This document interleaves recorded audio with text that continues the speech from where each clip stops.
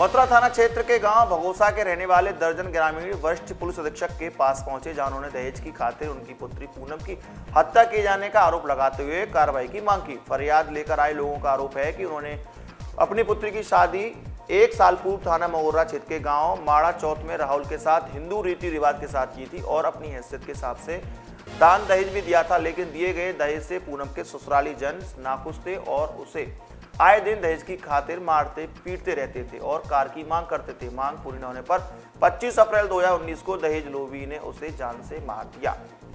मेरी बेटी को मार दिया गया है। मेरी बेटी की शादी मैंने अपनी हिंदू रीति रिवाज से और 29 अप्रैल 2018 को की थी। शादी के कुछ दिन बाद ही वो मेरी बेटी को परेशान करने लगे। उसके बाद हमने चलता रहा दहेज मांगने के लिए, हम समझाते रहे। 7 फरवरी 2019 को बेटा पैदा हुआ बच्ची पे। उसके बाद कुआ पूजन वगैरह हमने जो भी हिंदू रिवाज के अनुसार छोचक वगैरह दिया था। उसके बाद भी हमने समझाया उनको, बोलेरो दो बलेनो दो। उसके बाद भी हमने समझाया कि चलो देखेंगे समझाते रहे। उसके बाद 25 अप्रैल 2019 को मेरी बेटी को ख़त्म कर दिया, हत्या कर दी गई उसकी। किस तरीके से हत्या की थी? अब ये तो पता नहीं साहब कैसे हत्या की है उसकी। निर्मम हत्या की गई है। तो फिर शव कहाँ मिला था? कैसे पता चला? सब तो मेरे साड़ू का लड़का था, वो गया था, उसने फ़ोन पर देखा था, चेहरा जला हुआ था। हम जब तक पहुँचे तो जलाकर हत्या की थी। हाँ। वहीं घटना के बाद परिजनों को बिना सूचना दिए ही उसका दाह संस्कार कर दिया गया, जिसकी शिकायत पुलिस से की गई। पुलिस ने दहेज की खातिर हत्या किए जाने का मामला दर्ज कर लिया है और 2 आरोपियों को गिरफ्तार भी कर लिया, जबकि शेष रह गए आरोपी अभी फरार घूम रहे हैं, जिनकी गिरफ्तारी के लिए कई बार उच्च अधिकारियों को थाना पुलिस तथा और लोगों को अवगत करा चुके हैं, लेकिन अभी तक गिरफ्तारी नहीं हुई है, जिसकी शिकायत लेकर वे सभी लोग वरिष्ठ पुलिस अधीक्षक से मिलने आए हैं।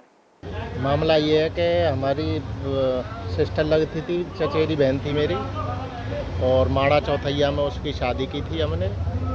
माड़ा चौथैया वाले आए दिन लड़की को तंग परेशान करते थे, कई बार इनको बताया भी था।